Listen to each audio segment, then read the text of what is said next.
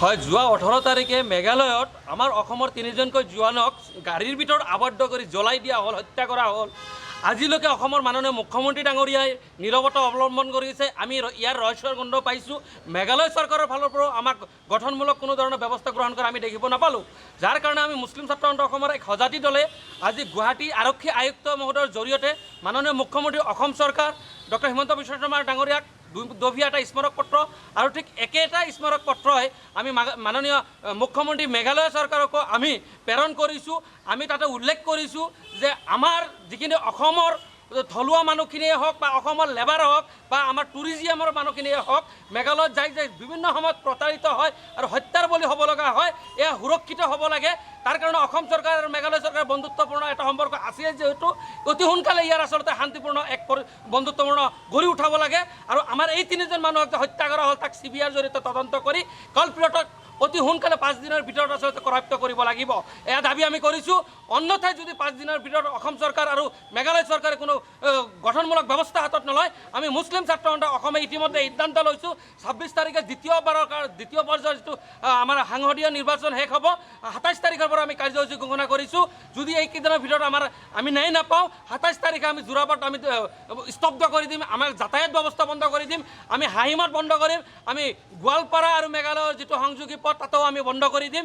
আমি সম্পূৰ্ণভাৱে আচলতে আমাৰ লেবাৰ শ্ৰেণীৰ মানুহৰ কাৰণে আজি মেঘালয়ৰ পৰিৱেশ ভাল হৈ আছে। গতিকে আমাৰ লেবাৰ যিহেতু তাতে সুৰক্ষিত নহয়, গতিকে সেই মেঘালয়ত আমাৰ লেবাৰে কাম নকৰে।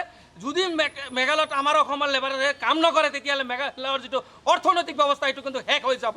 আৰু মেঘালয়ে ভাবিব লাগে অসম নহ'লে তেওঁলোকে চলিব নোৱাৰে। তেনে ক্ষেত্ৰত অসমত আমি তেওঁলোকক সন্মান সহকাৰে নিজৰ ভাই হিচাপে আমি মৰ্যাদা দি কিনে আমি ইয়াত ব্যৱসায় কৰিব দিছোঁ, ঘূৰিব দিছোঁ। আমিতো আক্ৰমণ কৰিব যোৱা নাই। তেনে ক্ষেত্ৰত অসমৰ অসমীয়াসকলকে মেঘালয়ত প্ৰত্যেকবাৰ আক্ৰমণৰ বলি হ'ব লাগে, এই বিচাৰ কিন্তু লৈ দিব লাগিব মাননীয় মুখ্যমন্ত্ৰী হিমন্ত বিশ্ব শৰ্মা ডাঙৰীয়াই। আমি তেখেতৰ প্ৰতিক্ৰিয়া আশা কৰিছোঁ।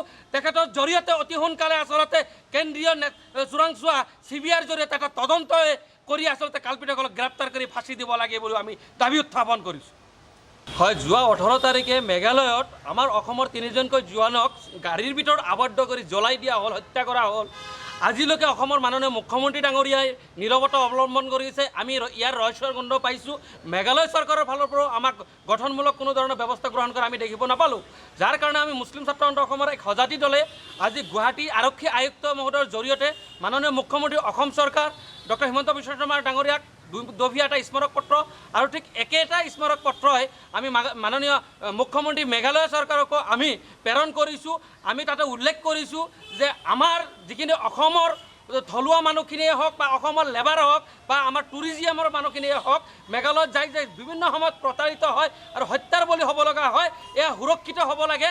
তাৰ কাৰণে অসম চৰকাৰ আৰু মেঘালয় চৰকাৰৰ বন্ধুত্বপূৰ্ণ এটা সম্পৰ্ক আছে, যিহেতু অতি সোনকালে ইয়াৰ আচলতে শান্তিপূৰ্ণ এক বন্ধুত্বপূৰ্ণ গঢ়ি উঠাব লাগে।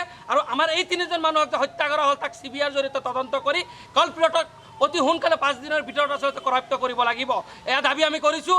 অন্যথাই যদি 5 দিনৰ ভিতৰত অসম চৰকাৰ আৰু মেঘালয় চৰকাৰে কোনো গঠনমূলক ব্যৱস্থা হাতত নলয়, আমি মুছলিম ছাত্ৰ সন্থা অসমে ইতিমধ্যে সিদ্ধান্ত লৈছোঁ 26 তাৰিখে দ্বিতীয় পৰ্যায়ৰ যিটো আমাৰ সাংসদীয় নিৰ্বাচন শেষ হ'ব, 27 তাৰিখৰ পৰা আমি কাৰ্যসূচী ঘোষণা কৰিছোঁ। যদি এইকেইদিনৰ ভিতৰত আমি ন্যায় নাপাওঁ, 27 তাৰিখে আমি যোৰাবাট আমি স্তব্ধ কৰি দিম, আমাৰ যাতায়াত ব্যৱস্থা বন্ধ কৰি দিম, আমি হাহিমত বন্ধ কৰিম, আমি গোৱালপাৰা আৰু মেঘালয়ৰ যিটো সংযোগী পথ তাতেও আমি বন্ধ কৰি দিম। আমি সম্পূৰ্ণভাৱে আচলতে আমাৰ লেবাৰ শ্ৰেণীৰ মানুহৰ কাৰণে আজি মেঘালয়ৰ পৰিৱেশ ভাল হৈ আছে। গতিকে আমাৰ লেবাৰ যিহেতু তাতে সুৰক্ষিত নহয়, গতিকে সেই মেঘালয়ত আমাৰ লেবাৰে কাম নকৰে। যদি মেঘালয়ত আমাৰ অসমৰ লেবাৰে কাম নকৰে, তেতিয়াহ'লে মেঘালয়ৰ যিটো অৰ্থনৈতিক ব্যৱস্থা এইটো কিন্তু শেষ হৈ যাব। আৰু মেঘালয়ে ভাবিব লাগে অসম নহ'লে তেওঁলোকে চলিব নোৱাৰে। তেনে ক্ষেত্ৰত অসমত আমি তেওঁলোকক সন্মান সহকাৰে নিজৰ ভাই হিচাপে আমি মৰ্যাদা দি কিনে আমি ইয়াত ব্যৱসায় কৰিব দিছোঁ, ঘূৰিব দিছোঁ। আমিতো আক্ৰমণ কৰিব যোৱা নাই। তেনে ক্ষেত্ৰত অসমৰ অসমীয়াসকলকে মেঘালয়ত প্ৰত্যেকবাৰ আক্ৰমণৰ বলি হ'ব লাগে, এই বিচাৰ কিন্তু লৈ দিব লাগিব মাননীয় মুখ্যমন্ত্ৰী হিমন্ত বিশ্ব শৰ্মা ডাঙৰীয়াই। আমি তেখেতৰ প্ৰতিক্ৰিয়া আশা কৰিছোঁ। তেখেতৰ জৰিয়তে অতি সোনকালে আচলতে কেন্দ্ৰীয় চোৰাংচোৱা CBIৰ জৰিয়তে এটা তদন্ত কৰি আচলতে কাল্পিতসকলক গ্ৰেপ্তাৰ কৰি ফাঁচি দিব লাগে বুলি আমি দাবী উত্থাপন কৰিছোঁ।